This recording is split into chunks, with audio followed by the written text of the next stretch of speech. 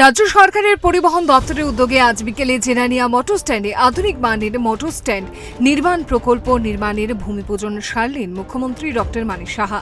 পাশাপাশি রাজ্যের সিপাহীজলা এবং খোয়াই জেলায় দুটি জেলা পরিবহন ভবন, শান্তির বাজার ও মেলাঘরে দুটি মোটর স্ট্যান্ডের শিলান্যাস এবং খোয়াইতে একটি ইন্টিগ্রেটেড পার্কিং কমপ্লেক্সের উদ্বোধনও করলেন মুখ্যমন্ত্রী।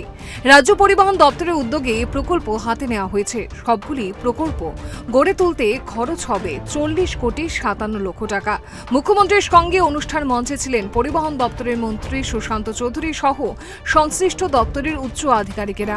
মুখ্যমন্ত্রী এদিনের সভা মঞ্চ থেকে বক্তব্য রাখতে গিয়ে বললেন, আজকের এই দিনটি রাজ্যের উন্নয়নমূলক কাজের ইতিহাসের মুকুটে নয়া পালক যুক্ত করল। ত্রিপুরা রাজ্যের সামগ্রিক উন্নয়নের ধারাবাহিকতা এবং অতীত ত্রিপুরার খণ্ডচিত্র উঠে আসে মুখ্যমন্ত্রীর বক্তব্যে। অতীতে উন্নয়নের ভাবনা নিয়ে বাম সরকারকে কটাক্ষ করতে ছাড়লেন না মুখ্যমন্ত্রী। আগে কিন্তু সেইভাবে ওরা চিন্তা ভাবনা করতো না। এতদিন আমরা দেখেছি যে রাস্তার উপর দিয়ে যাও, কোথায় গাড়ি রাখবে, তাদেরও একটা রাখার জায়গার দরকার, তাদেরও রেস্টের দরকার, তাদেরও মনোরঞ্জনের দরকার। এই কথাগুলো তাদের মাথায় কিন্তু আসেনি। খালি এই কথায় কথায় জিন্দাবাদ জিন্দাবাদ, মালিকের জুলুম চলবে না, কেন্দ্র আমাদের দিচ্ছে না, এইগুলোই তো আমরা শুনতাম। কিন্তু আমরা কি করছি? কাজের পরিপ্রেক্ষিতে আমরা মানুষের কাছে যাচ্ছি। মাননীয় প্রধানমন্ত্রী বারবার বলছেন যে কাজের কোনো বিকল্প নেই।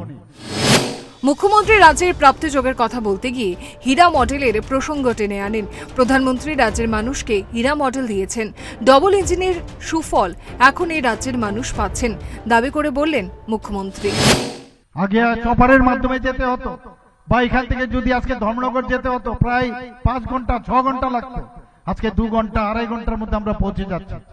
এত সুন্দর ব্যবস্থা, এবং সেটা একমাত্র সম্ভব হয়েছে আমাদের মাননীয় প্রধানমন্ত্রী নরেন্দ্র মোদীর জন্য।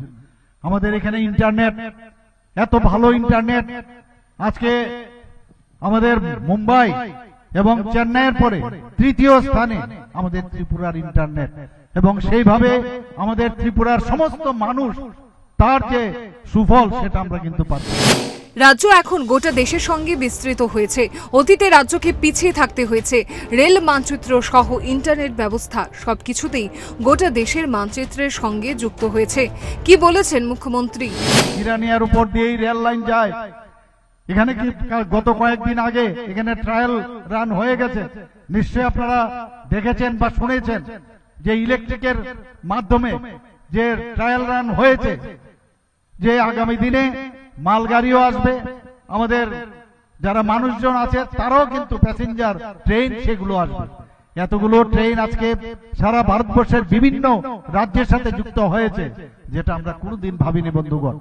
বিভিন্ন জায়গায় তার যে আধুনিকরণের শুধু প্রধানমন্ত্রীজি রেল দিয়েছেন তাই নয়, বারবার তার আধুনিকরণের জন্য উনি বারবার আর্থিকভাবে সাহায্য করছেন বন্ধুগণ। আগরতলা আবার সুন্দরভাবে সাজানোর চেষ্টা হচ্ছে। এদিনের আলোচনায় মুখ্যমন্ত্রীর খুব তাৎপর্যপূর্ণ মন্তব্য করে কি বলেছেন শোনাবো। এখন একটা স্বস্তির পরিবেশ এসছে, শান্তির পরিবেশ এসছে।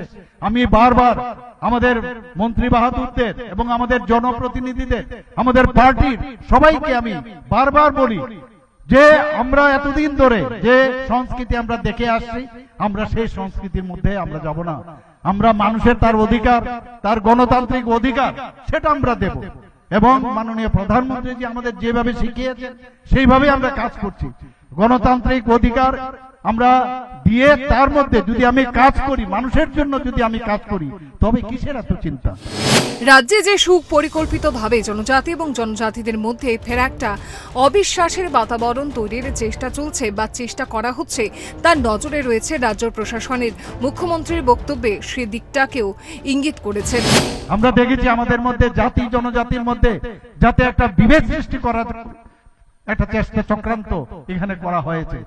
আমরা গন্ডা 2-4 ঘটনা আপনারা নিশ্চয়ই মনে আছে, আমি নিজে সেখানে গেছি। 3 দিনের মধ্যে সেখানকার গিয়ে আমরা বিভিন্ন ভাবে সেই সমস্যার সমাধান করেছি। আমরা কুর্তি কদম তোলার ঘটনাও দেখুন, সেখানেও কিন্তু একটা দাঙ্গা বাঁধানোর চেষ্টা করেছে। টুকটাক সব জায়গার মধ্যে এই ধরনের চেষ্টা করেছে।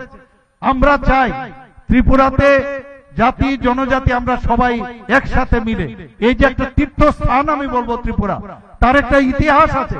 সেই ইতিহাসকে সামনে রেখে আমরা সমস্ত ভারতবর্ষের মধ্যে ত্রিপুরা এখন একটা পারফর্মিং স্টেট হিসাবে প্রতিষ্ঠিত হয়েছে বন্ধুগণ।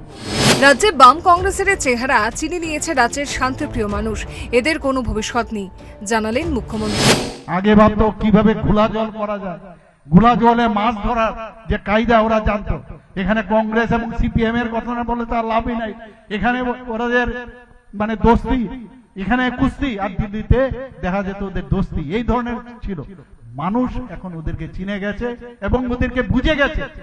অনেক লোক মানুষ এই কমিউনিস্টদের যে একটা মানে সাবস্টিটিউট সেটা কংগ্রেসকে ভেবেছিল, কিন্তু আজকে রেজাল্ট দেখুন সর্বভারতীয় স্তরে কি হয়েছে, শূন্য। শূন্য পেয়েছে এবার দিল্লির রেজাল্ট কি শূন্য। আর কমিউনিস্টরা কি পেয়েছে, নোটার সাথে এখনো কম্পিট করছে, এখনো নোটার সাথে বন্ধুগণ। এরা যে আমরা লড়াইয়ে আছি থাকবো, আর সেই লড়াই হবে উন্নয়নের, বিভাজনের নয়। দ্ব্যর্থহীন ভাষায় সাফ সূত্র জানিয়ে দিলেন পরিবহন মন্ত্রী সুশান্ত চৌধুরী। বিনিময়ে নয়, আমাদের লড়াই ওই বঞ্চনা করে নয়, আমাদের লড়াই ভাইয়ে ভাইয়ে লড়াইয়ের করে মধ্যে দিয়ে নয়, আমাদের লড়াই সমাজে বিভাজনের মাধ্যমে নয়, আমাদের লড়াই হবে উন্নয়নের নিরিখে, আমাদের প্রতিযোগিতা হবে উন্নয়নের নিরিখে। আগামী দিনে 3 বছরের মধ্যে রাজ্যকে উন্নয়নের জোয়ারে ভাসিয়ে দিয়ে, জিরানিয়াকে উন্নয়নের জোয়ারে ভাসিয়ে দিয়ে আগামী দিনে আমরা নির্বাচনে যাব, মানুষের রায়ের জন্য আমরা যাব, রিপোর্ট কার্ড নিয়ে আমরা যাব। বিগত দিনে যেভাবে 23-এর নির্বাচনে 18-র নির্বাচনে আমরা এসেছিলাম, 23-এর নির্বাচনে আমরা আবার মাননীয় মুখ্যমন্ত্রীর নেতৃত্বে দ্বিতীয়বার ক্ষমতায় প্রতিষ্ঠিত হয়েছি। আগামী দিনেও আমাদের সেই ধারাকে অব্যাহত রাখতে হবে বন্ধুরা। এদিন সভা মঞ্চে রাজ্যের মুখ্যমন্ত্রীকে ধরা পড়ল একটা ভিন্ন ধর্মী মেজাজে। রাজ্যের মুখ্যমন্ত্রীর কুর্সিতে আসীন হওয়ার পর সম্ভবত এই প্রথম ভিন্ন ধর্মী চেহারায় ধরা দিলেন মুখ্যমন্ত্রী ডক্টর মানিক সাহা।